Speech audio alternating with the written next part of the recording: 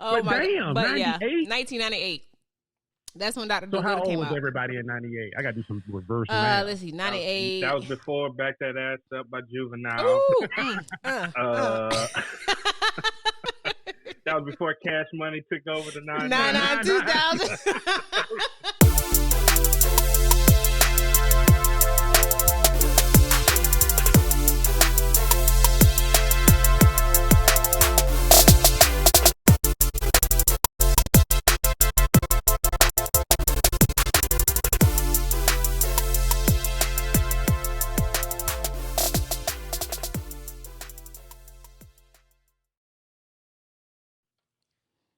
I thought you was giving us some music.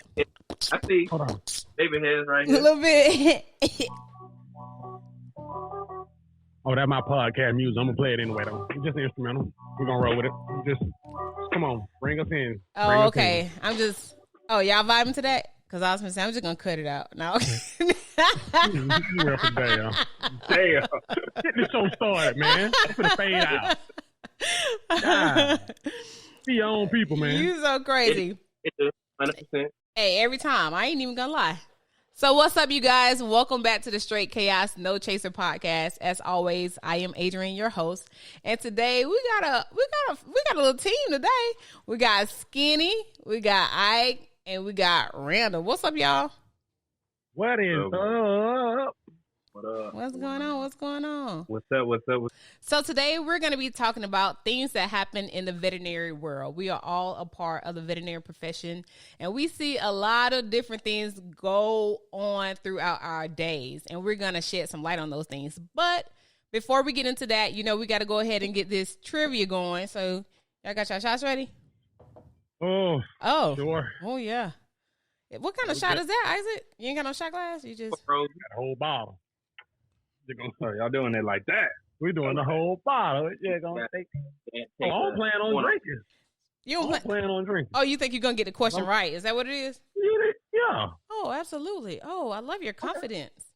How we gotta roll? Okay, so there was a movie that Eddie Murphy was in called Dr. Dolittle.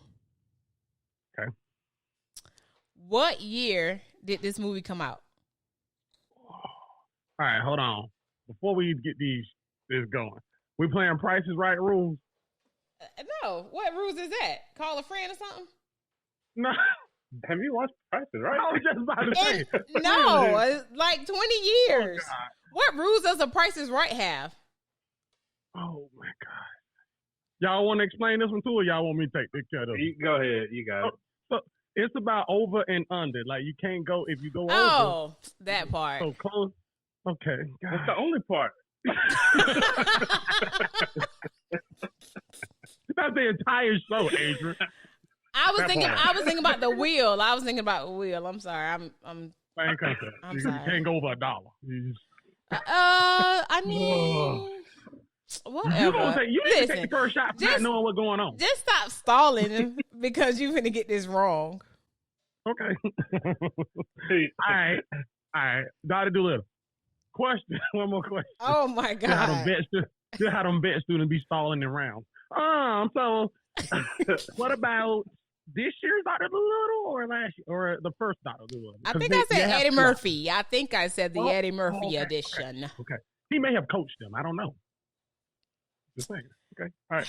Cool. Listen. How we doing this? You want our answers one by one, or how we doing? You know what? I'll give you all the opportunity, and if any one of you get it right, I'll take 2 shots. All right. About 3. No. 2 is your limit now? Oh, now? Shoot, that's a tough one. Okay, let's see. I'm not giving any hints. Come on, just Dr. Dolittle. Come on, just think about where you were at that time. It was like early, like late 90s, early 2000s. Okay, that's why I was rolling with. That's why I was going to roll. Okay. I'm gonna 01, 02. I'm going to go 04. I'm going to go 98. Damn, I'm going to go 04. Yeah, I feel like I was a freshman. 02, 03.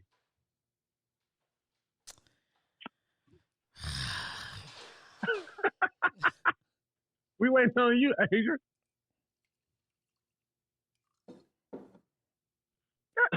It ain't that many years we done lived. Oh, okay. Oh. Well, that means we got it right. Somebody got that thing right. Go ahead, take one more.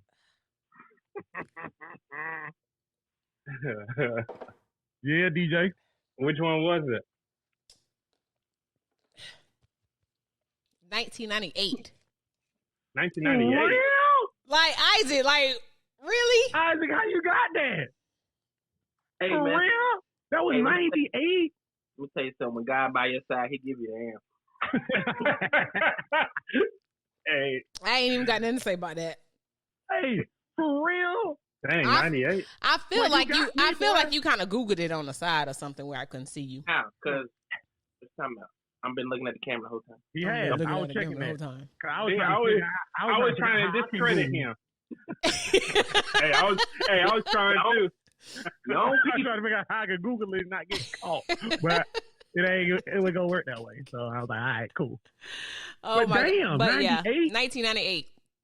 That's when Dr. So Dolittle how old came was out. everybody in 98? I got to do some reverse math. Let's see, 98. That was before Back That Ass Up by Juvenile. Ooh, That was before Cash Money took over the 9 2000.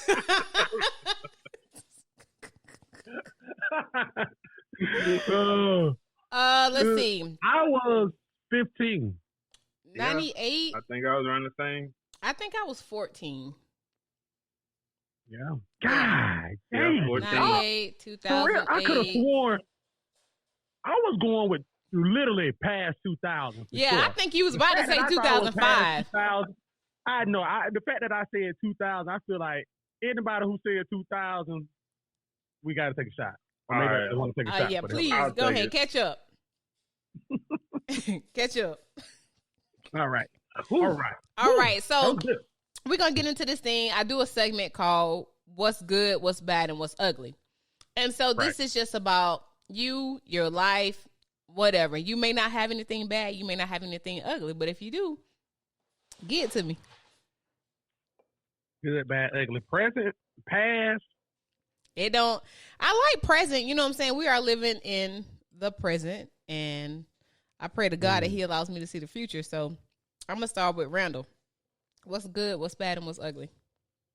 Man, I could give you all in one. The good, my 2 kids, you know, every day it's to be rough at work, come home, they cheer me up, you know, That's to be what's rough. up.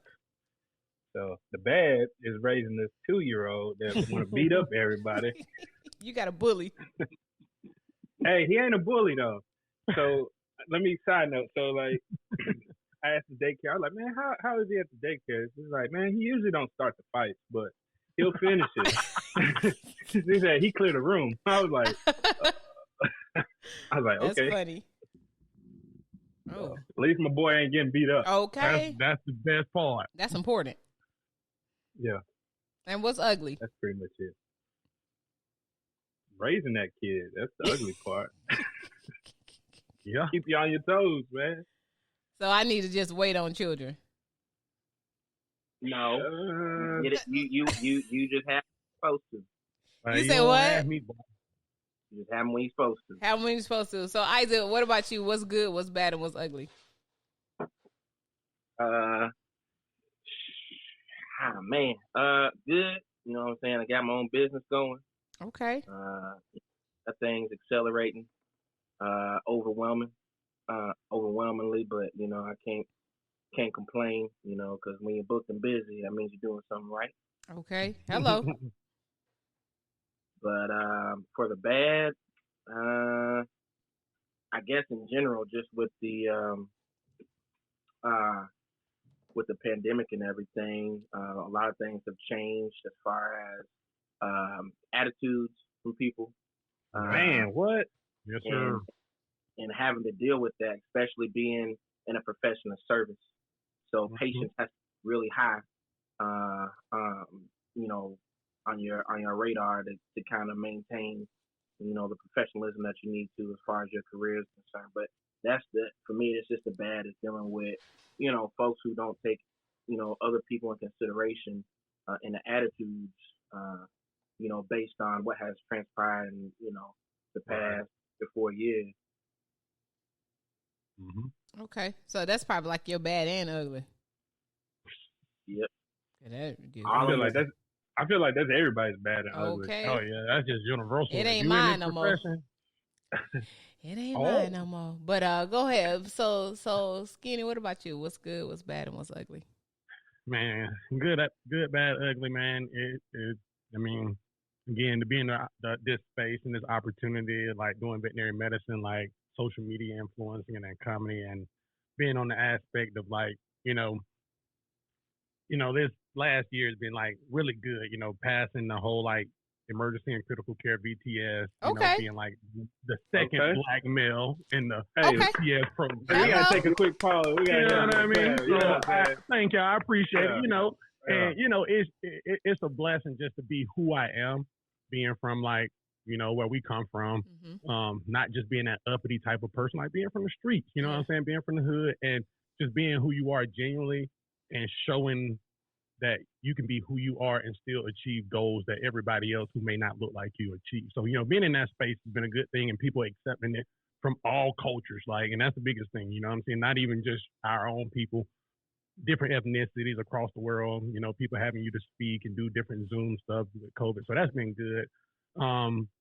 The bad is not having enough time to do it all. You know what I mean? Like, you have to kind of pick your battles and choose what you want to do versus what you not want to do. Sometimes you got to say no, man. And I don't like saying no. So that's the bad part. I'm having to learn to say no. And I think the ugly is, again, like we piggybacked on a minute ago, like our industry, my biggest thing is I tell people we are a healthcare profession in a service industry, which makes it hard for us, right? So you got a client, then you got a patient, then you got a doctor. So you got a lot of moving parts in there. And again, with the pandemic going on, like people don't understand different attitudes. And it just gets ugly, right? People burned out, well-being is through the, shot or whatnot. So having to deal with that and being in the space that I am when I'm finally feeling like, man, this is the best part of my career. This is the best part in veterinary medicine. And people like, yeah, during the pandemic. You know what I mean? So being in that space and having to see how people like have to move differently with the pandemic is just an ugly part of it. But other than that, man, it's been good. That's good. What's the good, bad, ugly? Dr. Hosendahl, what has been the good, bad, and ugly for you for 2021? Let's see. So good is, man, always God's glory and just him showing up and just being in his favor. Yes, and so always, man, this week, like, it was the first time I used the concept like good things come in 3, because a lot of times people say bad things come in 3, but man, good things came in 3 this week. I was like, nice. Thank you, Lord. You always got to thank him. Good. What's bad is, I mean, I got a puppy. He be peeing and pooping in the kennel. You know what I'm saying? You come home from a long, hard day at work, took care of other pets, and then you got to come home and take care of this one that has Is this the one that tore up? That what? Is this the one that tore up the couch? Your apartment? Oh, no, that's the mama. So he get it honestly. He get it honestly. What's ugly? Ugly is honestly just what's going on in the world. Like, man, it's just so many bad things. You got Afghanistan going on.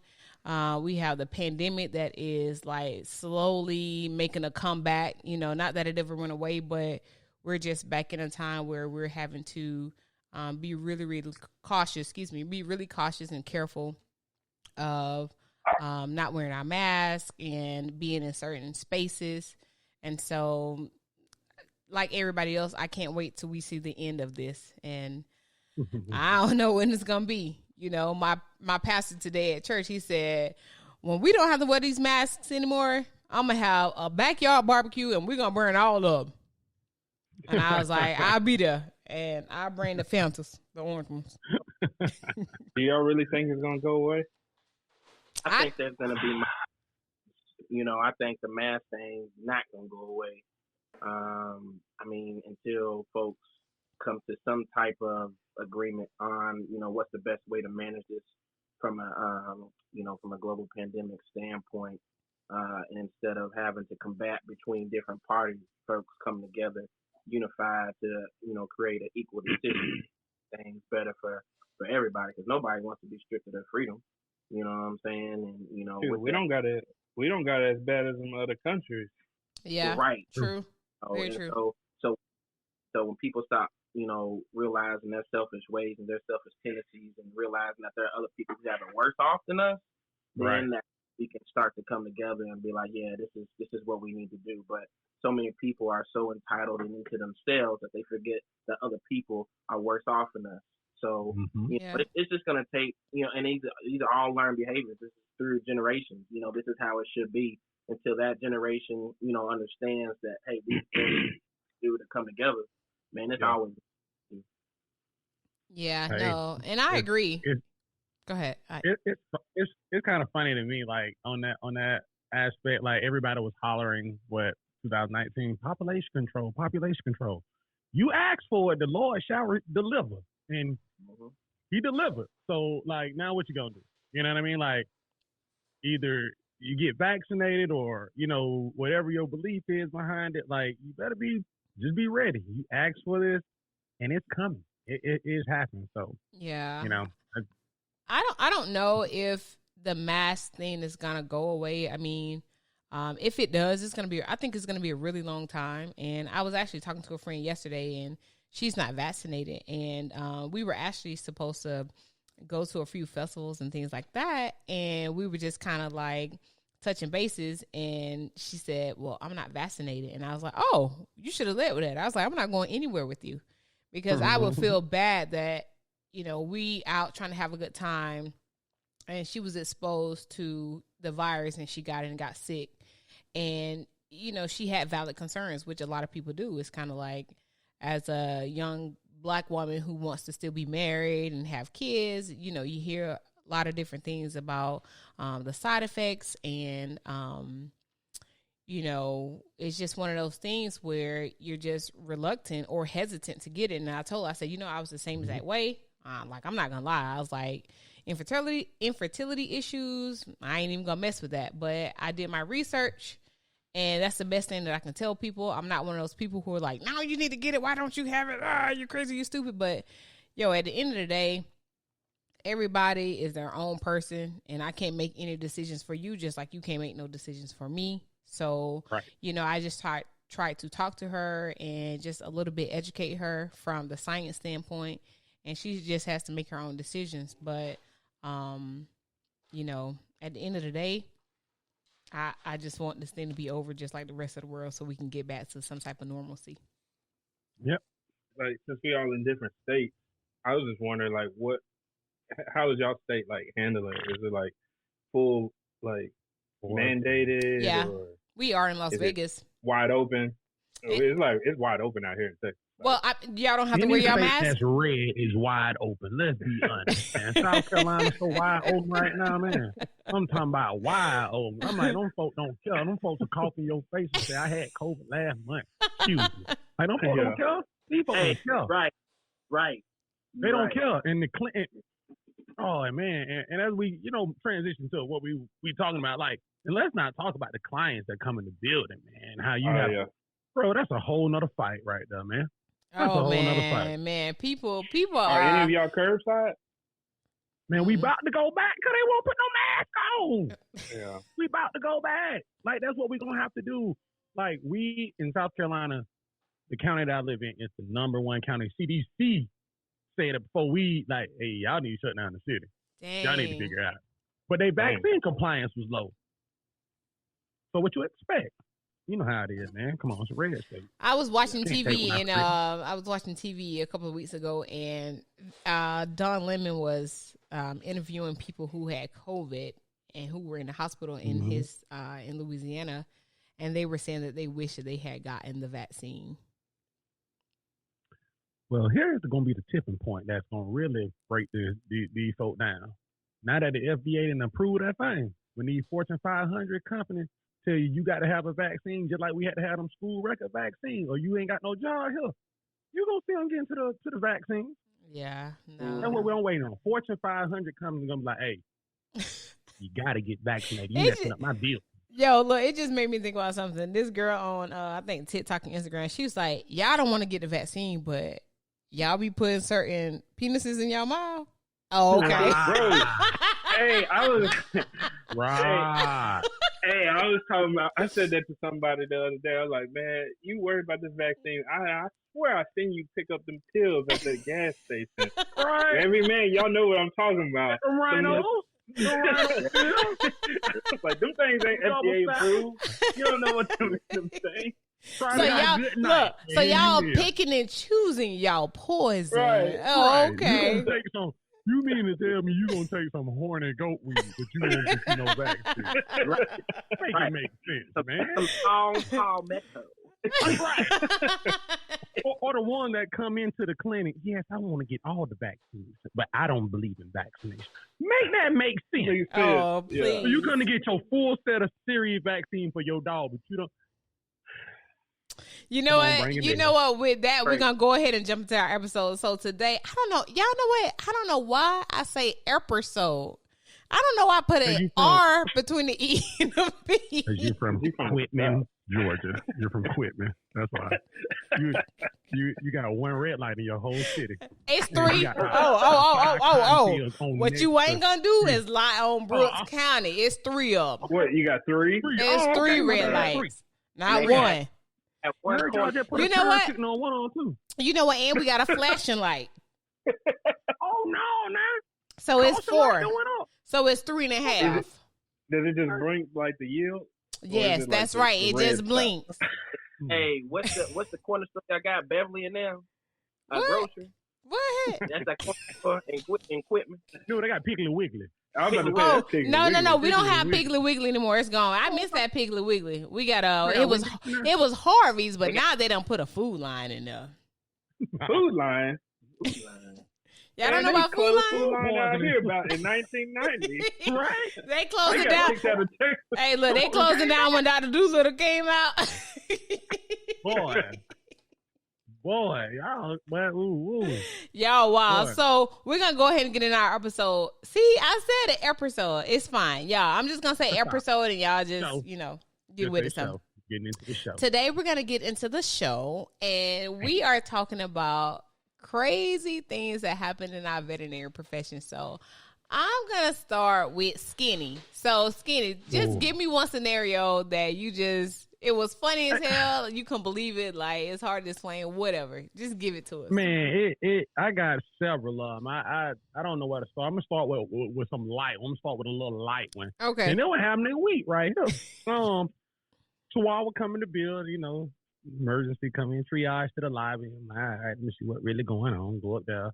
Chihuahua in status seizure, shaking. I'm like, okay. The owner freaking out, right? Us that you like, he having a seizure.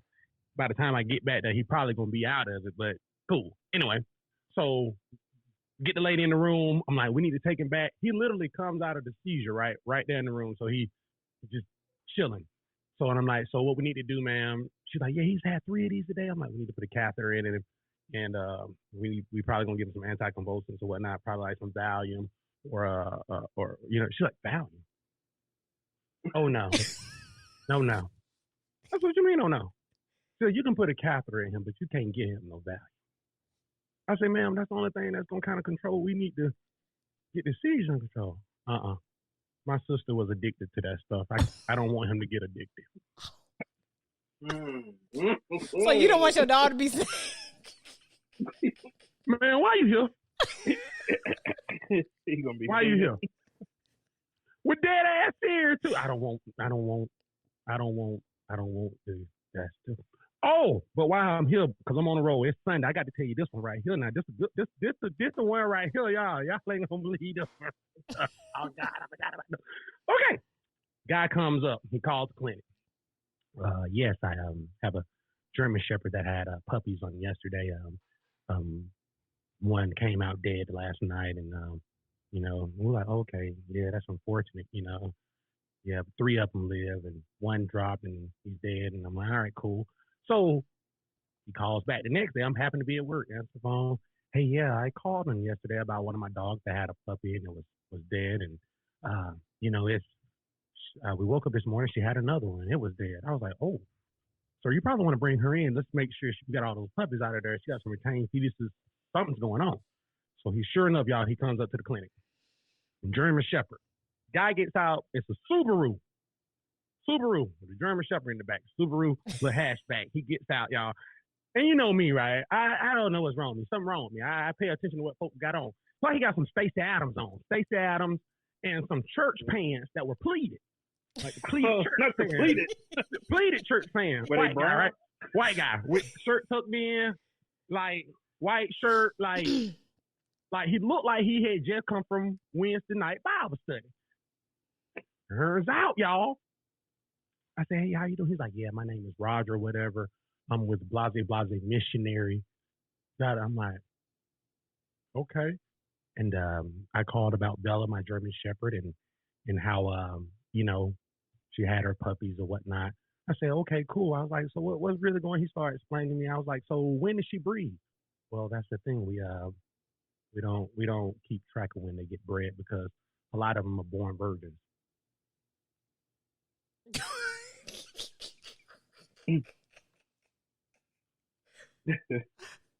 What? I say what again, sir? Yeah, we got a lot of them that are born virgins. And you know what I had to say? Like, Mary? Yes, sir. And I was like, he's like, yeah, I know it's so phenomenal, and we use these dogs to spread the gospel throughout the community. No, you lying. Wait, what? Wait, you lying. I can't make this up. You lying. I swear to God, I can't make this you up. You lying. like, I'm sitting at it, and it's perfect because it's like, I've been triaging all day. I'm frustrated, owners being crazy and everything. And this is my last one of the day. I wasn't even mad no more. I went right in the clinic, presented my case, and clocked out. They were like, wait, Walter, you serious? I'm like, I'm dead ass serious. Now watch me clock out. I'm out. I'm going. Canine Ministry? Canine, dude. He was spreading the gospel with German Shepherds because they believe that the German Shepherds are shepherds of the land. So they use them to spread the gospel, and this one was born a virgin. I take it. She was. Don't know what happened after that, but yeah. Was his German Shepherd aggressive or calm? Because okay, right out of the back of the Subaru. Because you know how those German Shepherds be. I don't know. Well, if that German Shepherd was calm, then I don't know. We might need to be trying to spread the gospel through the German Shepherds. I did. It took me everything to see if he could walk on water. I want to see if he could. I was gonna put him in the tub if he started float. I was like, oh yeah, this one here by the Lord right here. This one here. This one the Lord worked right there. But yeah, that's what the Lord told me. I can't. Oh my God! Like what? Now, Durandel, I know you got some stories. I know you got some stories, Durandel. I'm gonna keep it light, and mine is kind of feedback off what he said because I had a similar situation. Now, at our hospital, we general practice, general hospital, but we also specialize in like canine reproduction. So nice. We do a lot of breeding, all kind of stuff. So we had this one client come in, and first of all, she was like, I'm trying to breed my dog. I'm thinking it's, young. She brings in, I'm like, okay, how old is your dog? She's like, oh, it's 9. And I was like, she might be past late prime. She old. She old, man. Like, that's how, I'm like trying to put it in. I'm like, that's like 70 something, 80 years old, in human life or something like that. I don't know if people have babies at that time. She's like, nah, I just want to try to get it bred, because she's a rare breed. I'm like, rare? Okay. She was like, yeah, granted, it's a German Shepherd. Oh, God. And this sucker's like all white, kind of. So I was like, man, this is like bad genetics already, first of all. But I was like, okay. So I was like, so we're going to have to do it like, your best for this old dog is probably like a surgical AI or a TCI, something like that. And she was like, oh no, I want to just do the regular insemination because if you do it the other ways, when she has the babies, she'll still be a virgin. I was like, wait, what? Huh? She was like, she'll be a virgin having them babies. And I was like, She wanted to get poked. yeah. I was like, wait, what? I just stood there and looked at her. I was like, I don't know if that's how it's gonna work, but I mean, I was Breeders, confused. boy.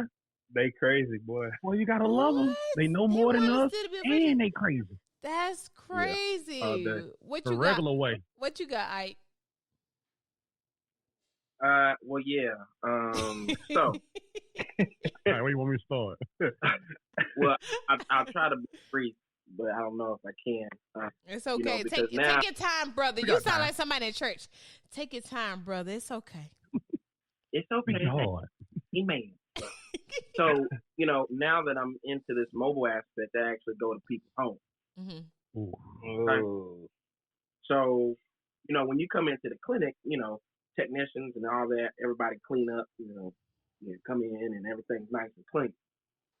Oh, not Right. these homes. Now, you would think, when you make an appointment, hey, this guy's coming to our house, we've never seen him before, we need to make sure our house is together. Let me tell you something. Folks, do not tell the condition of their household when somebody new is coming into their mind. Story. I just had to set the precedent a little bit. Okay. So, I like when you I paint go- a picture for me. right. So, In a picture, Pastor. I go to this neighborhood, Yeah. very, nice neighborhood, Oh, okay. Pilgrims. And so, Pilgrim. so the backstory is, ultimately everything I do is pretty much appointment based.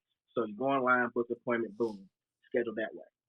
So, I call you or text you, in advance, especially if I have a cancellation or something where I'm moving somebody up.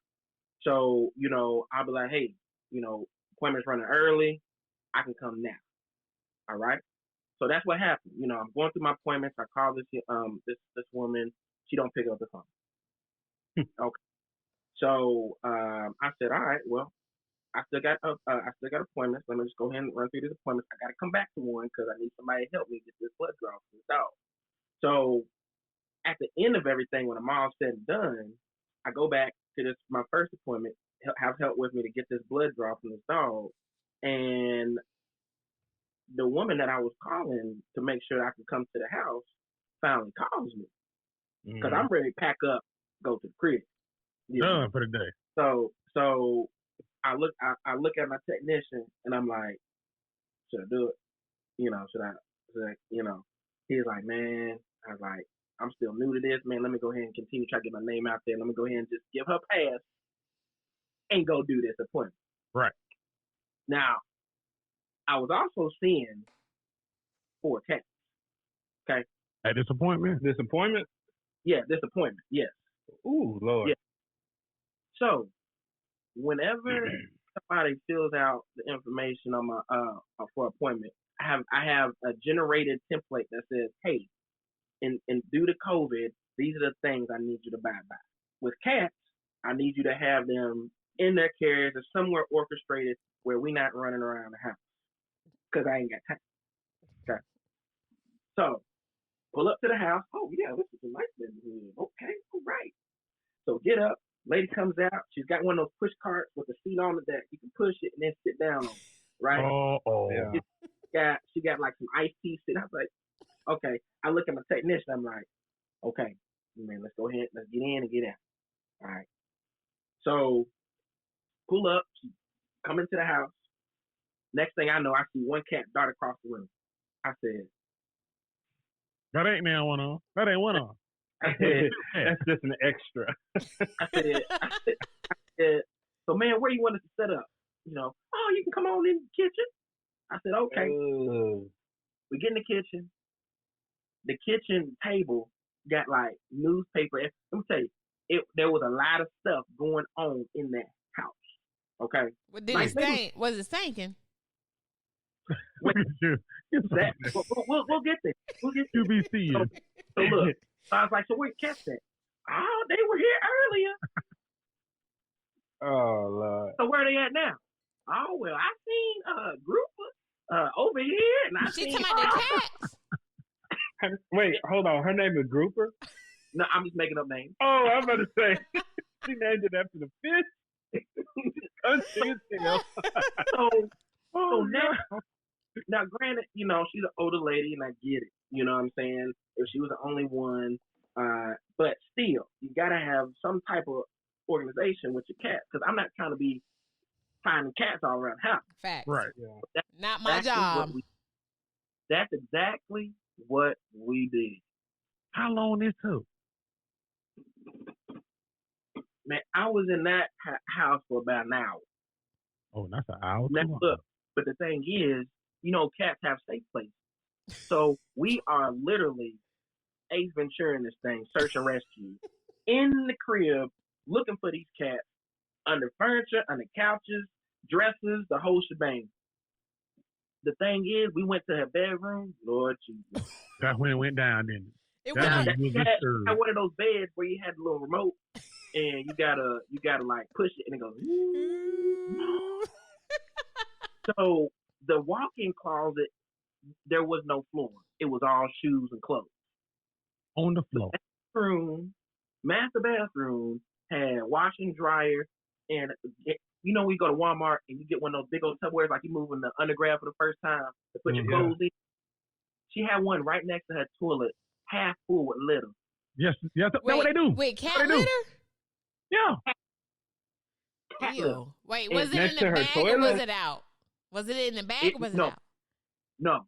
The Tupperware. No, that was the litter box. Litter. Yeah. A litter box. Uh-huh. One cat came out.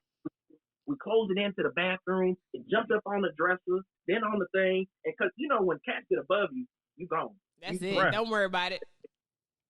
Don't touch. It got on the counter. We was able to scrub it, get it, do whatever we needed to do. Pop, pop, pop. Next one. You know. But then it just became an issue of these cats was running away from you. I'm not going under nobody's bed. Say that.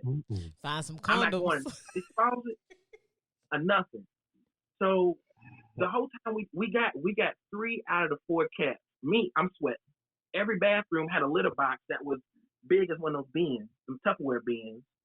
There was vomit and shit. Not on the litter boxes, but on the floor behind the couches. Ugh. Did she live by herself? So, Hey. Hey, when you left, did you wipe your feet off on the way I out? got a whole can of Lysol in my truck. Baby, take them clothes off when you come in this house. So look, every time I leave somebody's house, I spray my whole stuff down with Lysol. And the bottom of my feet too. Now, then she was like, oh well, Penelope, I don't know where she's at. Meanwhile, I'm beaded sweating. Like, No. you know, and we got masks on. And you know you can't breathe in those things. At all. So then all we kept on, we was looking for, next thing you know, you just hear meow, meow. And we just looking. The cat had been locked in the basement this whole time. I opened the door, the cat came out. She said, that one feral. What? Oh, God. You mean to tell me you want me to put my paws on this cat that's feral? And for those of you who don't know, a feral cat is pretty much a cat that you cannot touch at all. Yeah, like it's gone. What you mean can't touch you? I ain't gonna touch you. And I don't know if you're gonna get mad, but Adrian. What? You know Isaac's fear on cats already, because you know he already got his ass got towed up. Well, your ass ain't got no cat scratch fever, did you? Nah. Hey, you was damn near close. Real close. Look, that was in the past. I have now overcome my fear. Okay, good. But that did traumatize me for at least 6 years of my life. Okay. So then when we was all said and done and we was ready to settle up and pay up, she said, I got a question for you, young man. And I said, what is that? She said, do you think my living conditions are conducive to the cat? Boy. I said, ma'am, I think what needs to happen is we need to have somebody come in and help you. You know, No. So was she by herself? Like there was nobody who lived? Okay. So, to give her the benefit of the doubt, she had just lost her husband. And so she obviously had, she had some health issues. But at the same time, if you can pay me to come to your house, I would want to say that you could pay somebody to come help you. Because I know it ain't cheap for your services. Anytime you're doing a mobile service, that ain't cheap because that's inconvenience and it ain't cheap. And I would say this. I have seen more older folks who are by themselves and they have family in the city and they all by themselves. Which doesn't really make sense to me, but it happens more than what you know. But that pretty much was the story that I went into a house not knowing that I could do all this, trying to do my job the best way I know how, and make sure not only the animal was healthy, but we was all safe. But it was just something unexpected. But and you just who wants to catch cats? Like, ma'am, you need to have your cats secure so that when I come, I can do my job. You know what? And it's funny that you say that though. I think people don't even think about it. They're like, yeah, I'm gonna go mobile. I'm gonna go ahead and do mobile. And you don't think about that, boy. You gotta go in the folk now. It's a house. Yeah. Offering you tea. You want something to eat, baby? The cat just finished making the cake with them. No, good on that, right? I don't want it. Yeah. You know what? Yeah, Fluffy help you do that.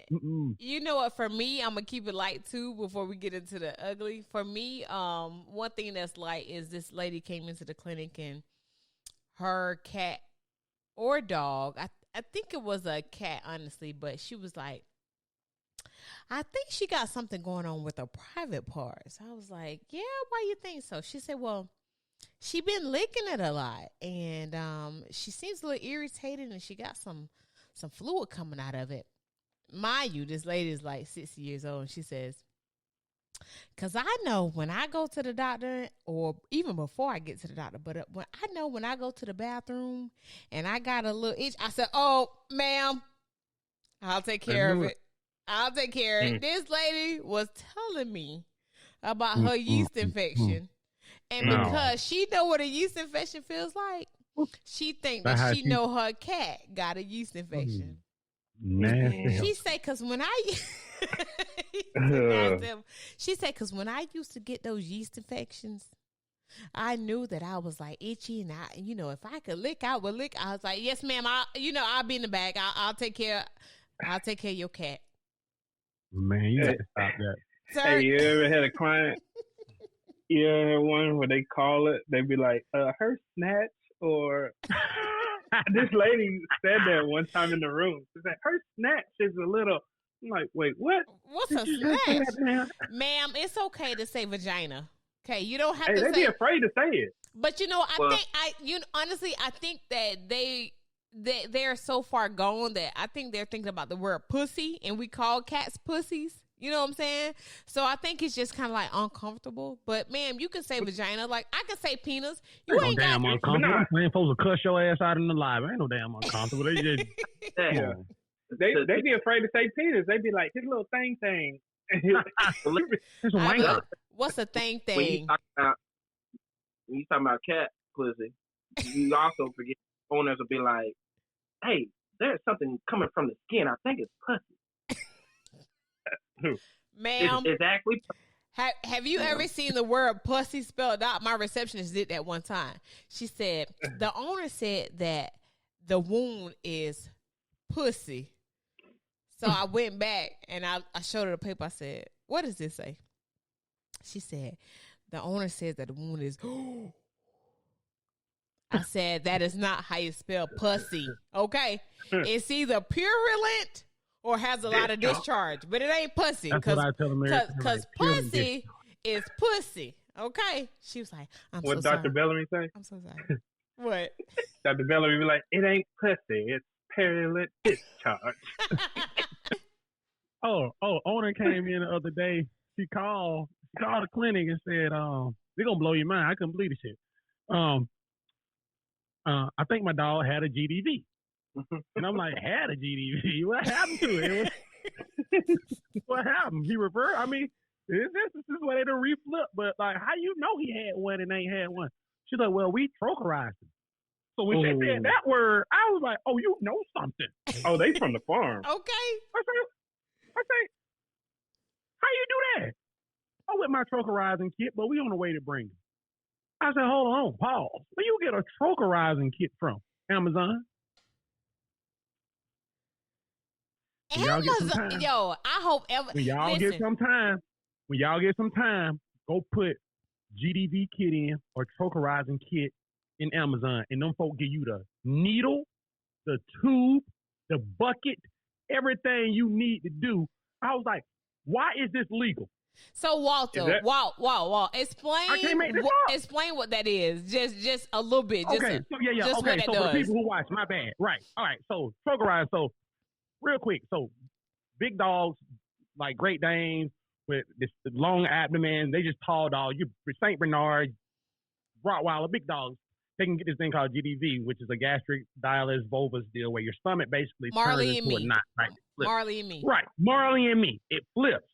So when it flips, these dogs do a lot of breathing in air or whatnot that can't get back out. So they get airphagic and their stomachs become really, really big. And since it's a knot, it can go in, but it can't come out. So what we usually do is we stick a needle from the outside in to relieve the air until we can get them to surgery or whatnot. You shouldn't be doing this as a person at home. Now, this takes a trained professional because you need to know where your spleen at, where your liver at. You need to know where this stuff at. You just don't need to be sticking stuff because you... Hemoabdomen. Yeah, hemoabdomen. Here we go. You know the first thing I thought of? Septic abdomen. Here we go, baby.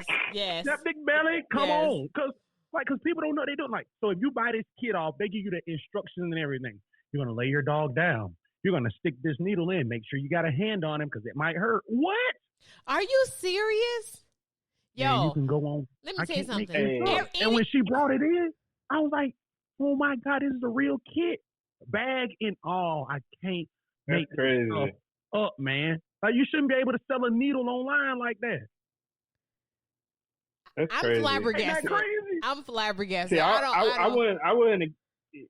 My bad, Adrian. No, go ahead, Randall. No, I wouldn't imagine that. Like, they had a small animal kit. Now, I would have thought, like, yeah, I've seen that, like, out there on the farm, like, because we work with cows. You know, like, people that got cows, they ain't calling no vet, right? Yeah, they ain't calling no vet. They got a knife, and pow, right there in the stomach.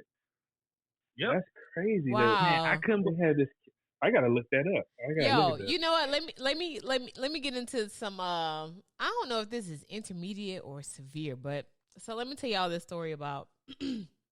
So one time,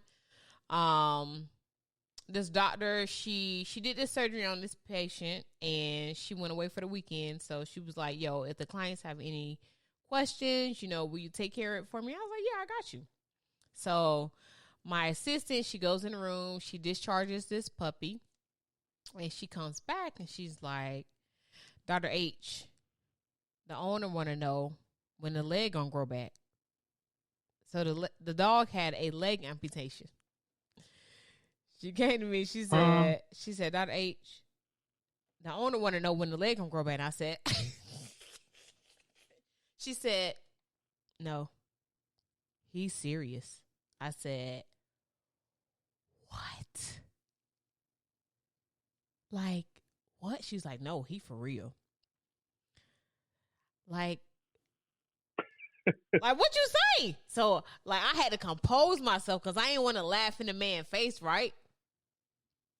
So I go in the room and I'm like, and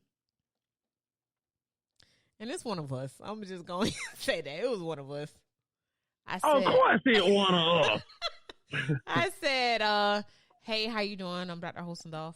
And he was looking at the puppy like this.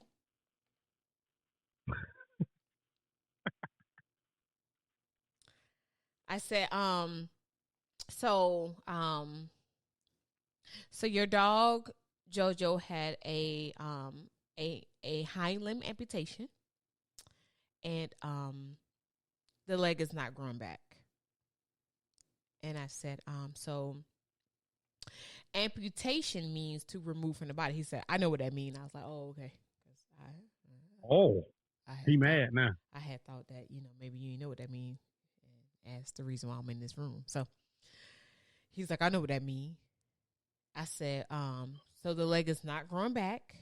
In my head, I'm like, you ain't got no starfish, sir? No damn liver. Right. So I was like, I had to simplify it for him. I said, okay. She may have given you an estimate that was maybe like $5,000. That was to fix the leg. And then she probably gave you an estimate for like $2,000. That was to take the leg off. You chose the $2,000 estimate. He was like, and men, they got this, it was a blue nose pit. So cute. But now it's defective. Right. Now it's defective. They don't want him. And he was like, I was like, so the leg is not gonna grow back. That's how he'll be for life. We're mammals, and this is just us. I said, and if you have any other questions, your doctor will be back on Monday. And I ran out the room. Like, sir. What? Well, how about this? I only want to be present for fish euthanasia. Oh, Lord. Never know how that worked out. Did you let him watch you? Did you let him watch you flush the toilet down the drain? I mean, flush. I didn't see it. It was at vet school. This was when I was at UGA, and boy, the criticalist when she came back, because the owner they were like, they really brought their goldfish into the emergency. It was a koi. Are you serious though? They folk crazy. Adrian, I can't make this shit up. They were like, yeah, because it was floating. It was a koi. It was like floating on this side and ready to go. And I'm like, well, maybe it's one of those like Oriental koi that's like a prize winner of like, you know what I mean? That's what I'm thinking. But you really won't pay $185 emergency fee to get this thing? You know how many koi you can get for $185? Just wondering. But she was like, no, we're really attached. I was like, all right, I don't know. The ER doctors here ain't gonna be able to do nothing for him. Like, we can see if he lives to the morning, and the exotics will be here to see, but they're not gonna come in on emergency. I'm gonna tell you right now, if I had to euthanize a fish, I'm gonna be on Google. I'm just telling you. Wait, hold on. I need a backstory. Like, did she bring it in like a little bowl or like a 20-gallon fish tank? I cannot make this up. When she came in, that's why I was like, maybe she really indebted to this like fish. She brought him in a plexiglass container that had a oxygen tank hooked up to the cart that she rolled him in on, pumping O2 in there because she felt like he needed extra O2 because he was already unable to breathe. So she had some stuff. I really wanted to tell her, baby, you already know more than the doctor's back there right now. You might well go ahead and give it up. You know what I'm saying? Right. You got all this hooked up to him right now. Yeah, it's over with. You know what I'm saying? Wow. But she was like, well, I want to be present. We were like, I don't think you understand how this goes. We finna put some euthanasia in his belly and watch him just keep flowing. Oh, did you understand, honey? Ain't no vein. Like, oh. And then she wanted a print, like a ink print of him. She wanted a paw ink print. Hey, listen, no. We are about to sign off. We about to sign off. Man, for real. Man, these I can't be this over. I can't. Oh, but hold on. Whoa. I need everybody to pay attention real quick. Oh, my witchcaller won't let me do it. My phone won't let me. My green screen won't let me do it. I was about to show y'all the bloat kit on Amazon, but I'm gonna let y'all go ahead and Google it. It's called the bloat kit. Listen, hey, we can't. Hey, we don't need to show that because them people are buying it. Oh my God, all the time. Hey, you're right. We need to. Amazon got everything. So it's safe to say that Amazon has everything, and actually probably too much. But I was thinking last week, I was like, man, everything else can blow up on the internet but Amazon. Like, I don't care if Instagram, Twitter, Facebook, TikTok, it can just blow up. But Amazon, I need that. I just saw my little Amazon worker come by and drop something else. Thank you. See, that's your problem right there. Amazon created a lot. Yeah, they created a lot of problems. They are. Yeah. Now, Durandel, you were breaking telling up a lot of marriages too. Look, Having home. I told my lady every day. I said, "Let me tell you something. There's too many smiling boxes at the door when I get home. Just too many." It's so we convenient. Need to cut down the smile. It's so awesome. I like it. Yeah. But guess what she did to me? She got me though. Cause I told her I love like listen too many smiles at the door when I get home. So get home, man. She had beat me to the house. Don't turn the boxes upside down. Oh, so they frowns. I was like, you know what? All right, you got me. Hey, that's good. Yeah. Now, but Durandel, you were starting to tell me a story a couple of weeks ago about some lady, being too much, but we had to get off the phone. What story? Man, it was about a lady talking about lady? Yeah, that. But we had to get off the phone. What was that about?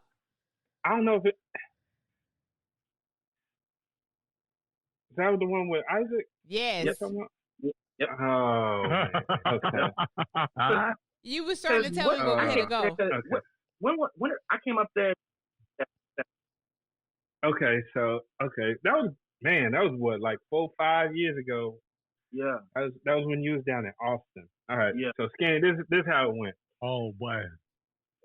Man, this is crazy because there's another repro case. I set the scenario. It's me, Isaac, technician, Alex. He's a Hispanic guy. You got to remember this.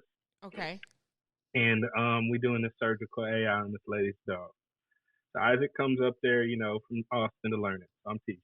So we in the back, prepping, getting the dog ready. And she goes, are you from A&M? Did you graduate from A&M? Granted, I'm in Texas, so the only vet school in Texas at that time was Texas A&M. Okay. Now they have another one, but so she's like, "Oh, you didn't go to A&M?" I was like, "No, ma'am. I went to Tuskegee University in Alabama." She was like, "Huh?" And she paused, and you can see the wheels turning in her head. So I'm like, I had my mask on, I had my scrub top. All you can see is my eyes. Isaac's standing behind her. I'm looking at Isaac. I'm like, oh boy, I feel like she's about to go there. So she goes, why did you go to Tuskegee versus A&M? I was like, trying to give her a quick, simple answer. Oh, I went to school in Alabama because I went to Alabama A&M, and it's easier to just transfer. You gotta get it quick. Yeah, just let me get a surgery. Let's go. Cause you finna say something gonna make me go off. Yeah. So I was like, it's the HBCU. I just wanted to, continue at the HBCU. I love those schools. She was like, I guess the HBCU is a little bit easier for you to get in there. That's when I looked at Isaac. I said, Lord, I'm about to come unsterile right now because I have my surgery gloves on, right? He said, "Oh, it must be easier for you." I was like, "Oh Lord!" I hesitated. I was like, "Should I just go in the surgery room?" And I was like, "Nah, I got an educator." Yeah, man, you have to. I was like, I can't let this slide. So I was like, "Nah." I gave her the background on HBC. I was like, "Nah, I went here to Tuskegee for this, this, and this." And I was like, she was like, I don't even know why HBCUs existed anyway. And I was like, oh man. I was like, take them mother gloves off right now. Hey, unsterile. I should have, because I was already touching my face. I was like, oh, it's good, bad. I'm like, okay. And I was still just quiet. I was like, man, is he gonna help me out? Nope. Okay. I'm like, I hesitated for like a good 30 seconds. I said, Lord, please help me say the right words. But so I was like, well, there was a time that your people didn't let us into schools. So there you go. I was like, so we had to create our own school to get our own education. Hello. She was like, yes, I do understand that. And then she was like, yes, Black lives do matter. No, she did not. You lying. Wow. Yo, you lying. I'm like, I was just like, yeah, Black lives do matter. I was like, whoa, okay, we're going there. So that's crazy, man. That's why we need more vet schools at these HBCUs. I think I need to take a shot for that. Oh yeah, I'm going. I'm Yeah, go ahead and get yeah. me a little bit. Because you know, Black lives do matter. You know, I'm They just do. too. Boy. Yeah, so she was like, so you telling me it's not harder, it's not easier to get in those schools versus A&M, and I was like, period, that schools are hard regardless to get into, regardless because the amount of schools. So, we had some other words. I go into surgery. We finish surgery. So this is where it gets even worse. Oh, it gets back worse than this? Granted, now my technician is Alex. Remember I said he's Hispanic. So he looks Hispanic. And he has these tattoos on his forearms that says trust issues. But when people ask him, he just say, it say trust Jesus. It just say pretty quick. He asked him that. And that's what he said. He just, walked past it with the dog trying to put it in the cage while, it's waking up. So he's like, oh no, it just say trust Jesus. So she was like, okay. He finishes, he gets up, she looks at him and was like, what are you? And he's like, I'm Hispanic. She was like, no, like, are you like Mexican? And he was like, yeah. And in my head, I'm like, man, he looks Mexican. I mean, and then she's like, so are you born here in the U.S.? What? He was like, yeah, I'm born here right here. I'm born right here in Texas. He's like, okay. She was like, so where's your parents from? Your mom? He was like, my mom's born here, but he was like, nah, but my dad's from Mexico, born in Mexico. She was like, oh, so your dad's a good worker then, huh? I was like, oh. Man. I said, ma'am, you gotta go. You gotta go back outside. They don't give a shit. They owe me. Wait, was this an old lady? Yeah. Oh yeah. She was what, like 60, 65? Yeah. Oh yeah. Straight out of Texas. She was a boomer. She don't care. And she said that like with no regard. None. I don't even think she knew what she said. I just looked and was like, oh no, you gotta go, man. Man, I got to ask you. I know you about to wrap it up here in a minute, Adrian, but it is a rarity for the folks who watching it. It's a rarity, like straight up. It's a rarity that you have 3 black men in veterinary medicine all on like one platform. We might be I think probably Hodge is the last one. It ain't but about 20 black men in veterinary medicine in the entire world, y'all. Oh no, just kidding. But fellas, 25. Have y'all had any weird experiences with clients trying to hit on y'all, make a move on you, or pass on you? Just like, have you had any weird situation with like female owners or whatnot, or a male owner? Do you know the way the world works? Oh, hello. Like, okay, love is love. Fellas, come on, Isaac. I know you got something for me. You ain't had nothing weird. Have owner said nothing? You like? I mean, you mobile too? Ooh, it can get real ugly. Hey, it can get real ugly in the mobile joint. Hey, you don't know what they're going to open the door to. They're going to open the door, some lingerie. They got a robe. I've been waiting. I mean, he is upstairs. Can you tend to this cat? Actually, I have not. Really? Oh, okay. Most have been, pretty, respectful or whatever. Just recently, there was a client of mine who, because right now the thing that's happening is, as you build a business, it's all word of mouth. Yeah. And so, one of my clients was like, yeah, I was at somebody's, gathering, and they were talking about, their pets and who their vets are, and then this one girl just said, you talking about, the advocate? And she was like, yeah, that's my vet. Like, and apparently she was just like, yeah, I'm gonna need his information because when he come to my house, I'm gonna have a whole cat suit on. No. Oh, she didn't go.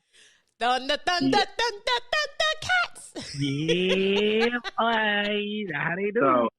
So I, needless to say, I'll be able to filter that out real quick. Hey, do you go with a technician or is it just you sometimes? Man, 90% of the time is me by myself. Boy, I about to get kidnapped. Okay. Okay, Boy, he about to be in boy. somebody. You better take you some insurance with you, boy. He about to be in a basement like that cat was. Look, man. You take insurance with you in a red state, you know how you're gonna end up. So you got to be careful. Hey, just don't drink no tea, okay? When you go Don't drink the tea. Don't drink that tea. Don't eat the spaghetti from us and don't drink their tea. Gonna be in a sucking place. You seen the movie? It's real. What about you, Durandel? Durandel, have you had somebody come on to you? Yeah, but you just gotta learn how to deflect. One time the worst one was at Tuskegee when we was at school. It was our senior year. Oh, they were. Well, first of all, it's one of them. You know how the people are out there in Tuskegee, them country. You got them country women. Bumpkins. Hey, Yeah, babe. Good 250 lady came in. She had like this leather suit. Them old country women love that leather. Mm-hmm. She came in there. I was looking at her cat. She came in there. Was just like, she was like, "Ooh, baby, what you doing later?" I was like, I gotta study for this NAVLE test. I'm studying for the board. What you mean? That's funny. You was like, ma'am, I just need to study for my test. I can't come over and eat your collard greens and mac and cheese and chitlins. Man, that's when it get awkward though, when the euthanasia, and there's like a single lady in there, she starts crying, and you standing there, and then she just grabs you, holds you, and hugs you. You're like, ooh. I mean, but that's in like, somebody is experiencing like sorrow and sadness, so that's different. Because I've comforted a lot of people, but I feel like Walter, somebody has really come out the bag on you. I mean, I have random like deals. Like I had one lady one time, she just insisted on showing me her boobs as I'm discharging, like just kept like re-situating. You know what I'm saying? Come on now. But I think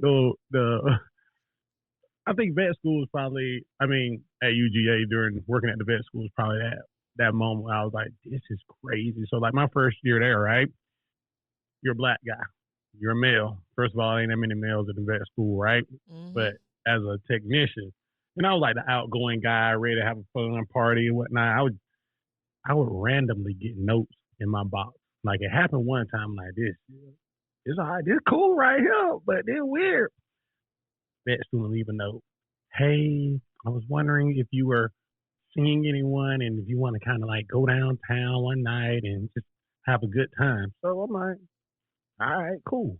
Boom, go downtown, have a good time, And about a week later, she left another note. She's like, so I don't want to be this awkward, but literally, y'all can't make this up. I've never been with a black guy before, and I just want to, and I'm like, you want the experience? Yeah. So you know me. I'm like, she want to know if the stories are true. So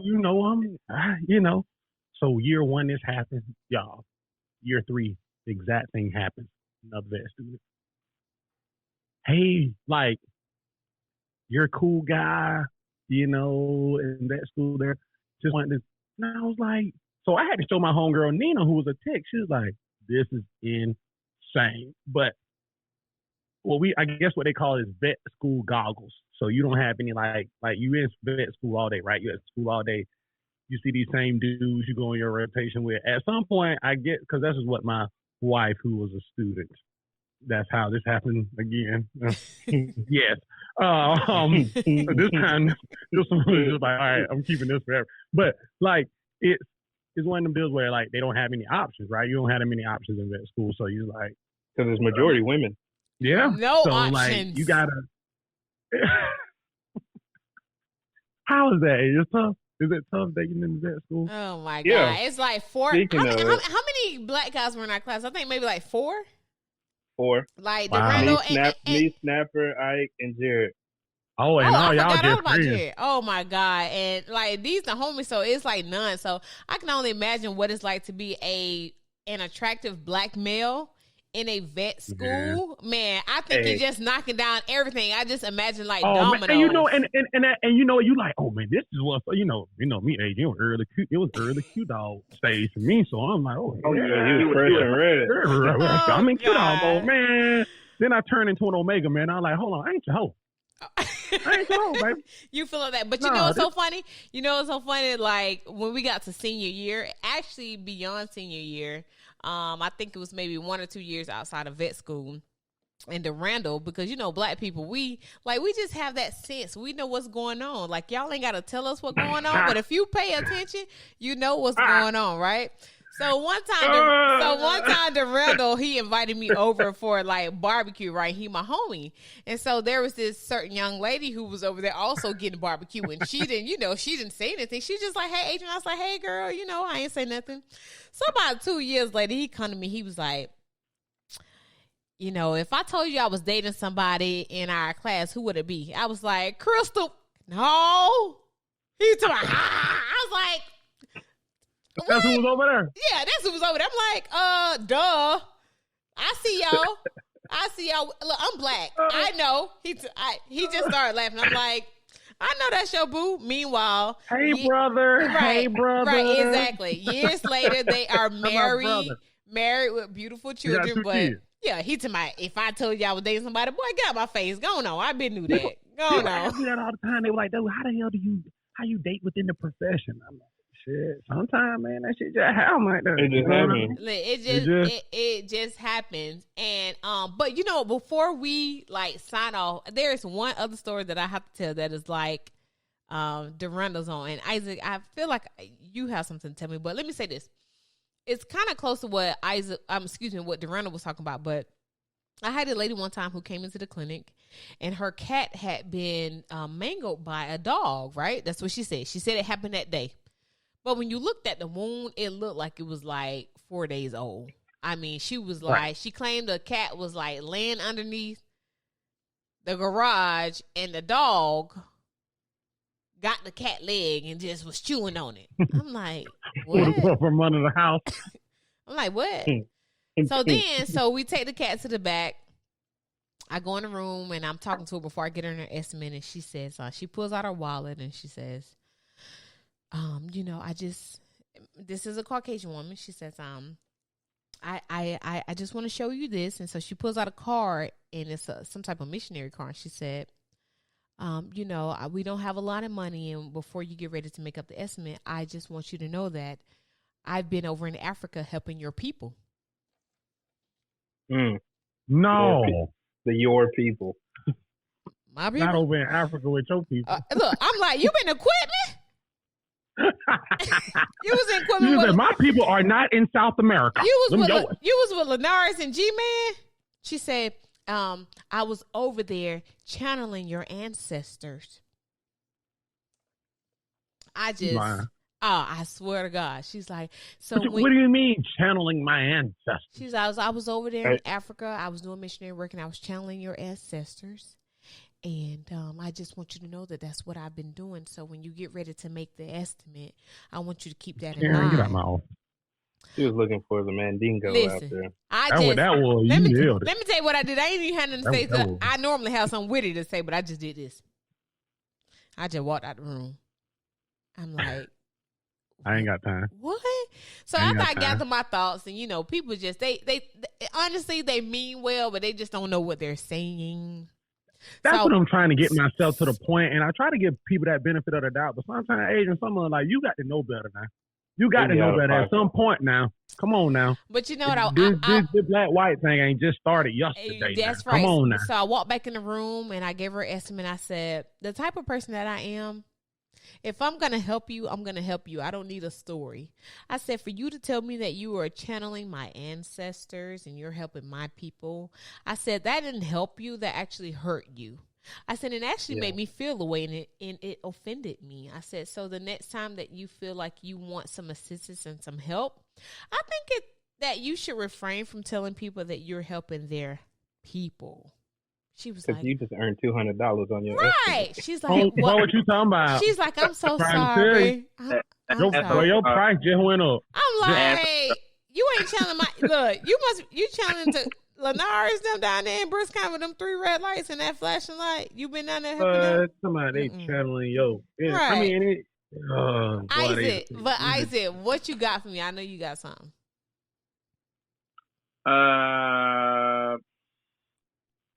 Man, nothing, to that extremity. Man, I guess I can say that I've, been in some situations where, especially when I moved back home, I'm a new face. I'm the only black face. I'm a male. And so it's more so the, getting questioned, where'd you go to school? How long you been practicing? Type of ordeal.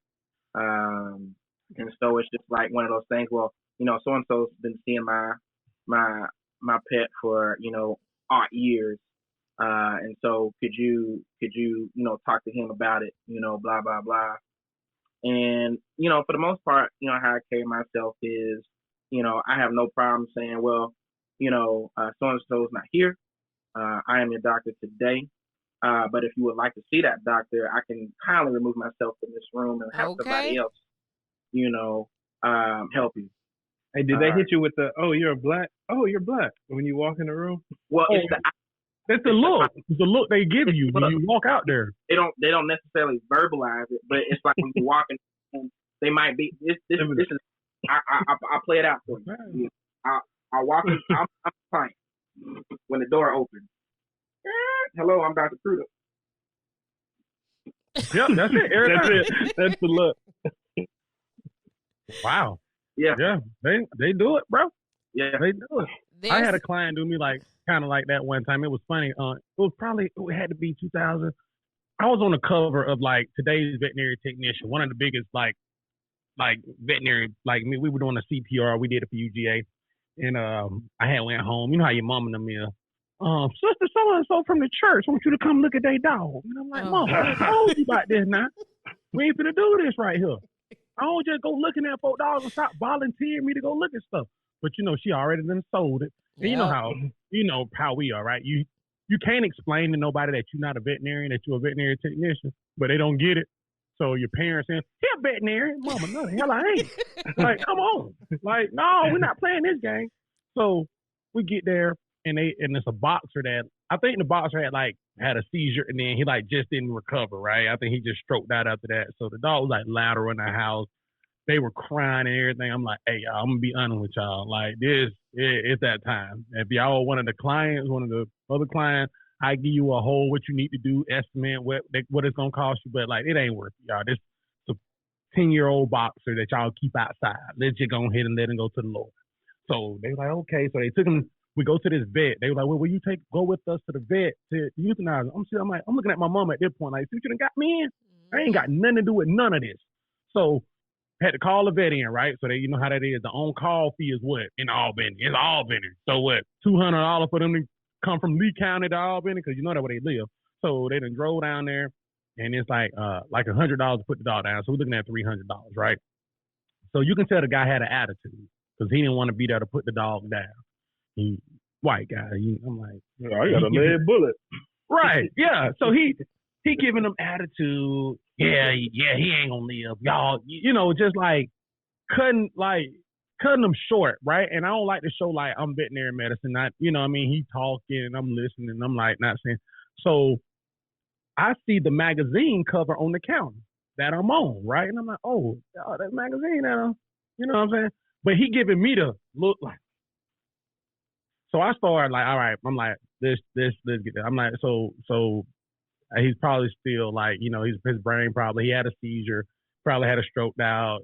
I know we can do MRIs and all this stuff. And he's like, cause I'm talking medically. So he's like, oh, okay, this guy, he's like, where you from? I'm like, I work at UGA. I'm from Albany, but blah, blah, blah, blah, blah.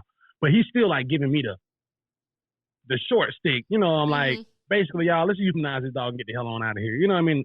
Y'all need to go. Yeah. So at that moment, he had a technician there too. He had called in, you know what I mean? So I give him so as I'm leaving, right? Because he done gave us all the like, y'all black folk get out my clinic. I took the magazine, y'all, took the Sharpie off the counter and signed it. Gave it to him. I said, here you go. You should have seen his face. Hey, bud, that's you. Oh, it's Bud now. Hey, bud, that's you. Wow. Did you ever work with Dr. Darius? So, no, we ain't got time to talk, man. We ain't got time to talk, man. Like, but it's sad, man, that we got to do that. You know what I'm saying? Like, when we walk into rooms or whatnot, like, and it's so bad because people, like, and they don't understand. Like, people at work don't understand. Like, when I go in, I take my chain off. I take my earrings off if I'm on triage because I just don't want that energy. You know what I mean? Yeah. I don't want that. And I'm in a red state. I ain't in Georgia, so I'm in a red state where they're like, can we get a white nurse? They'll tell you that. Straight up. They do not care, man. So yeah, it's ugly off in these streets when it comes to. You know what? As much as it may be ugly, there are a lot of moments where our clients, they confide in us and they give us some of their most precious moments. And so I want to shift the conversation and ask you guys, like, individually, like, why do you think it's so easy for clients to bare their souls to us, confide in us, feel like we're their therapist, even though we're not? Like, why do you feel like they have that attachment to us and we're not even seeing them, we're seeing their pets? I'll start with you. Well, Ike. Well, I think it just has to do with the overall trust with somebody who's taking care of a family member. And I think when you're in a very weak state, emotional state, to where somebody's actually going to transition your pet over to the rainbow, if you will, they're more willing to relinquish, their emotions on you because, it's happening. And at that point in time, it's just you and them and the animal. So who else do they have to confide into but the person who's seeing them through, this transition, and I think in general, there's an attachment not only between, the animal and the human, which is the human-animal bond, but there's an attachment between human and human. And you just said, why, are we therapists, but even though we're not, well, actually we are. Yep. Because, we are, managing a mental state of mind from the human aspect, but managing a human or a physical being from a medical aspect, when you're dealing with an animal. So you have a connection, they're going to do what you want them to do, because they trust you. And so I think that's what gives them the opportunity to actually confide into you, because they trust you with the animal and they've been with you this many years, especially if they're a consistent client. I talk about, well, so-and-so has seen this doctor for so many years, but they've built a reputation and a relationship to where now they can feel a certain way and not feel judged about it because this doctor has seen this animal since it was a puppy. That's why I think it's so important that you actually build that connection with not only the client, but the patient, because it ain't no different than me going to a pediatrician and then going to, a general practitioners, because they know the timeline of the things that you've experienced growing up. So they know, oh yeah, I remember back in the day he had parvo. Mm-hmm. And we got him through that. He's the doctor that fixed my foreign body. So when you save a life, it's like fulfilling a life, and that is from a human aspect. Mm-hmm. And so I think that's why they're able to confide into you the way they do. Yeah, I agree. Yeah, you summed that up. I mean, y'all got something else to piggyback off of that, or you think he summed that up? I mean, he pretty much said it. I mean, trust is the main thing, and like I just said, like I'm there from when they're a puppy to, so for me, and Randall's taking them. You said what? Randall's actually removing them from the uterus. So right, so you got a real special bond. They'll damn near name a dog after you, bro. Right. Dr. Ford. It is pretty cool, like seeing him from that first day and then, just growing up through the whole, life cycle. Yeah. I think it's a little different on the aspect of me, and it goes back to that whole deal especially when I do talks about like different aspects of veterinary medicine, general practice versus specialty versus academia. Like it all serves different, and that's the biggest deal when I do talks is like connecting those relationships, right? Because clients need to understand that their general practitioner is their general practitioner. Like they are the first line of defense. When I talk to like technicians, like you got to sell that insurance, you got to sell that true pain, you got to let them know that information.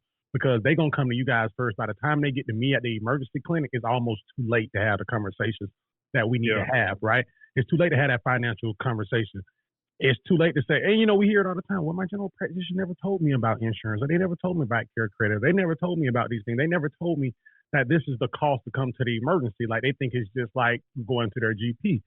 So a lot of the times that emotional attachment is not really there. And it seems like we're that dark crew because it's like, it's time to put him down. Mm-hmm. And they boo-hoo, and we like, yeah, I get it. We got 14 clients in the lobby, so I'm gonna let you sit here and boo-hoo a little while. We'll be back. You know what I'm saying? And a lot of them like they were just so heartless and senseless, and they like, y'all don't understand. Like we can't sit here and console every pet owner at the emergency clinic when 85% of them are probably there to be put down. Because it's that last deal. You know what I mean? So It's kind of hard. And it actually got hard for me because I had a conversation with myself one time. I was like, am I this dark? Because like people ask questions like, how you can euthanize dog after dog after dog? And just like, because I will euthanize a dog. And it's like, all right, go. Next one and the next one. They're like, how do you do that? And I asked myself, I'm like, I don't know, am my soul dark? And then my own dog died. And then it was like, oh God, I'm about to, you know what I mean? So I'm like, good. I'm glad I still got feeling, right? But you just got to compartmentalize it. Yeah, exactly. You definitely have to, and that's what you have to do on emergency medicine. A lot of them don't make it because they can't compartmentalize it. Like, I get it, and you have to be able to tell that story, right, with those belligerent owners. And I had an owner and I got a whole spiel I tell them, especially when they get outraged. You don't like me. You don't love my dog. Just because we don't have the money, we don't, And I have to listen. There are technicians back there that are having the same problems trying to struggle to feed their animals. When y'all sit here and leave these dogs here and surrender them, you know how many technicians sit here and take these animals home and take home your problem? And they ain't getting paid nothing. And so here they got a bunch of bills. Half of them technicians are working to pay their bills off for dogs that have been dropped off because they sold so hit. They like, I can't let them do that. I tell them every day, baby, you got to be able to compartmentalize. You can't save all of them. Yeah. And that's the thing. You have to be able to, you have to be able to, because it's like that compassion factor. Like one thing about me, like just us, I wouldn't even say me, but us, like we're very compassionate. And so it does suck. We're not saying that, like hurry along, like you need to put your dog to sleep and we need to put somebody else's dog to sleep. But it's like, once you see it, time after time, day after day, it's just kind of like, I want to give you what you need, but there's somebody else that I got to give them what they need as well. I got to give them that same. That's right. And sometimes you have to check yourself, because I remember one time I had compassion fatigue. And for those of you who don't know, compassion fatigue is just where you don't care. You're just going through the motions. You don't care no more, man. You're just going through the motions. Yeah. And it's not that you don't care about the pet, but it's just like you are so just drained, just emotionally drained, and you don't have it in you. And so when you find yourself being compassion fatigued, like you really need a break, because this is a lot. Like being an advocate for animals and caring at the animals, like this is different. I always wonder how people take their kids to the doctor and they're just cool and how a doctor feels, but with people and pets, it's different. It's whole different, because it's weird though, right? It's like you get off of work. Granted, now you have friends text, hey, right when you get home, hey, my dog doing this. Can you do that? You like that game. It's 24/7. And I don't think people realize, as you talk about compartmentalization, the mindset it takes when you walk into that office. Oh, yeah. Mm-hmm. You walk into that office thinking, oh, I got, granted, if you don't have a software that allows you to see your schedule before, you have no idea what you're coming into. Yep. So, it could be a day that you come in, had a good morning, woke up, got your coffee, do what you had to do, get there, and then, hey, we got an emergency. Okay, That's not including the rest of the appointments that you have. That this wasn't even on the schedule. So now you've got to deal with emergency, and you've got to direct traffic 24/7. Okay, what's your employees? Right now, this man, and they problem. That you know, problem. Once you get that animal stabilized, you still go through your regimen of your rooms while you're still checking in with that emergency and seeing whether or not you can get it transferred. Can you get a doctor on the phone if it has to go to the emergency room or critical care? So the not only that, even in surgery, somebody's always, hey, doctor so and so, this dog needs this. You know, what's this dose? Or all these different things that we have to go through mentally. If people only understood that, they might be able to understand. But it's really just about, hey, how can you fix my dog? Oh yeah, it's their dog only. Like they think they're the only client. Because perfect example. Yes, the other day. This happened the other day. I was only doctor that day. I was in surgery all morning. I got a message on my desk. You know, I'm in surgery. I get there, message on my desk. About time, it's like 3 or 4. You know, after I've seen some rooms, because after surgery, just hopped in rooms, bam, bam, bam. So I'm like, okay, finally got a break. I was like, oh, this person's dog vomiting blood. Let me call him real quick. Hey, how you doing? I see your dog is vomiting blood. You know, just trying to triage it. Oh, I'm already at the ER. And he just straight cussed me out in like the first 2 seconds of the call. I'm like, I called about 3 hours ago. I was like, my receptionist told you I was in surgery. And he was just cussing me out. He's like, well, I'm moving my records anyways. I'm like, all right, cool, man. I have them ready for you, sir. Yeah, where do you want me to send them off? He's like, oh, you don't care? I'm like, I'm just doing what you asking. What you want? It's like, come on, man. You know what? And off of that, I want to ask before we get ready to wrap this up, but I always ask for, you know, your little bit that you want to give to the people. But right now, working in the veterinary profession, what do you want to say to people, to clients, about what you're doing, what you're trying to do, and how you would appreciate their patience and their understanding? Like, what is something that you would tell your clients? Man, honestly, I feel sorry for our receptionists because, you know, the receptionist is the first line of defense because they basically regulate that environment for your whole hospital, basically, because they the first face you see when you come in the door. And you know they handle all the people coming in, all the phone calls. So you know they're under high stress. So you know just be compassionate and understanding. That's the main thing. Like just understanding that we trying our best to do our job and trying to.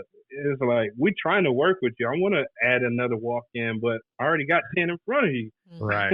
Like we close at 6. Like there's what? How many dogs got adopted during COVID? Like 9.2 million dogs. Oh man, I got all the numbers, man. We went how up. Many like, was it? It was something crazy. Like actually, it was like because I had to do a talk for Nationwide with all these numbers and stuff. It was like 19.3 million animals were adopted between COVID and whenever I did my little presentation. Like. And we went up 33%. Like it's so many numbers out there that I was like, wow. Like it's crazy. You can see it. Right. And they asked the question and like after I did all the research, it's like people were at home, man, and they needed a companion. People needed a companion, so they went out and adopted an animal. A lot of them problem now is that like they don't know how to go to a norm now because that pet has been in the home with them all day. So now they don't know about crate training. Or what to do about putting them in a crate because, like, it's a whole different thing. But, like, going back to, like, what Adrian was saying, like, if it's something, you know what I mean, because we can go all day on that one. Like, but if there's one thing I want people to know is, like, you know, one, I want people to understand that you guys are doctors, too. You know what I mean? Like, people really don't understand that veterinarians are doctors, right? You guys are physicians. You don't argue with your doctor when they tell them you need to lose weight and you need to take this medication. You don't, I want something cheaper. No, you don't do that. You do what your doctor recommends. So I think people need to understand that you guys are doctors. And the biggest thing is like knowing that, you know, like setting realistic expectations for you and your pet. You got to set realistic expectations. We as veterinary professionals got to set realistic expectations for them, and they need to have realistic expectations from us. Like you're not you know how COVID is going right now. You know you can't call Monday to schedule an appointment for Tuesday with what's going on. Like, you know, day. Yeah, same day. Like, you know, that's not gonna happen. That's not a realistic expectation. So I think with pet owners, like we as veterinary professionals need to set more realistic expectations. We need to stop giving them that leg up, sugarcoating it. Like, yeah, you can call me anytime. Here's my number. Here's my email. No. We don't need to do that. Like, we got to set realistic expectations so they'll be able to, you know, we can kind of get our well-being under control. So that's right. What you think? What you got, Isaac? I think, you know, if I could say anything, which everybody touched on, you know, very important things is before you feel yourself building up an attitude, just take a step back, take a breath, because everybody's going through something. Yep. You know, not, you know, the veterinary community, individually, everybody's going through something. Everybody has a problem. So, everybody got their problem. So everybody's trying their best. I would hope so. Especially in the vet community, because right now we are understaffed, underpaid, and there's more animals still coming in.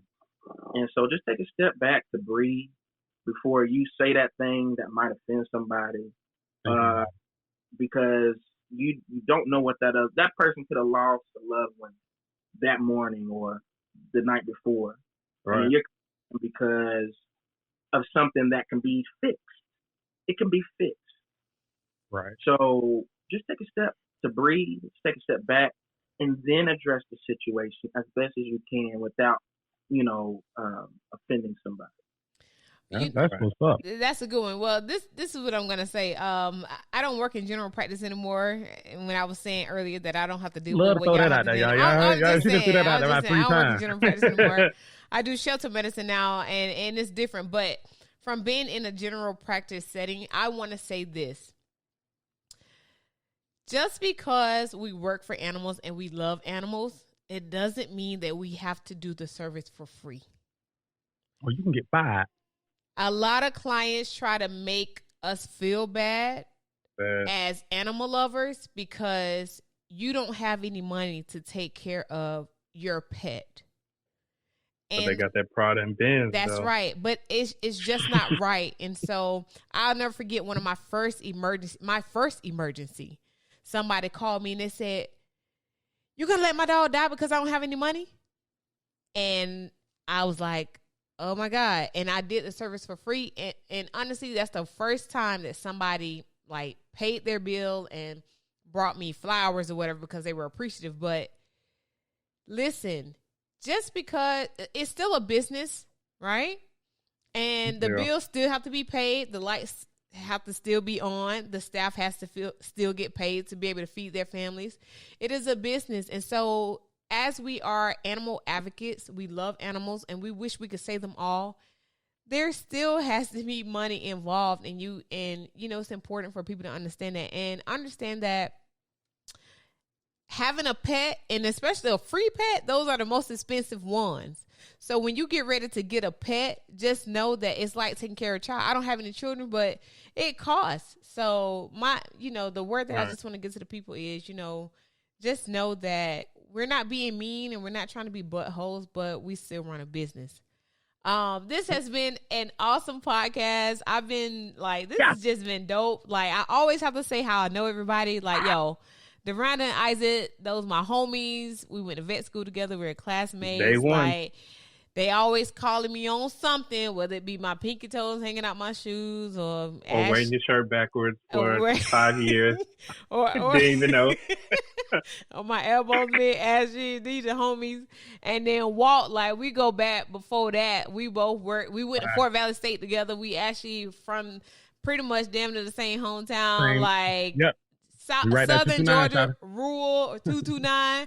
And we both worked for Critter Fix Animal Hospital. They have this booming show now that is super awesome. Both of those doctors are great. Crazy. But you know, Walt, I always tell the story about me and you. I remember one time we were really busy.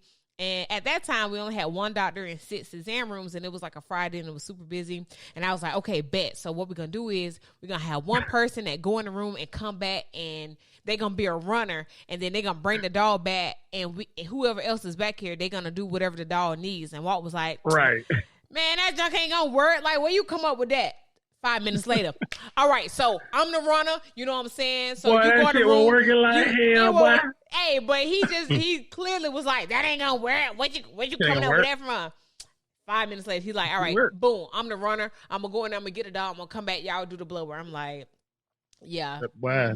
Yeah. Look, don't underestimate me. But yo, this was such a fun podcast. Like, man, I appreciate y'all so much for being on this podcast show with me. And honestly, there is a question that I want to ask before we sign off. Just what do you want to give to the people? Like, that's it, about whatever. It could be still about veterinary medicine, or it could just be a tip about life. But I just like to sign off and just give something to people.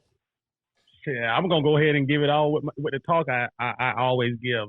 As a veterinary student, person in life, man, one thing you should do is find your calling. When you find your calling, man, we've all been called to this profession. Nobody do this profession because we want to get rich. If they told you that, they'll lie. We got called to this profession. Find your calling, travel your road of purpose, and find your fulfillment. If you can find that, if you can find the road of purpose, you will get fulfillment along the way. Money come with that. Good vibes come with it, man. But look for fulfillment, man. Don't look for the money, man. Look for fulfillment. I love it.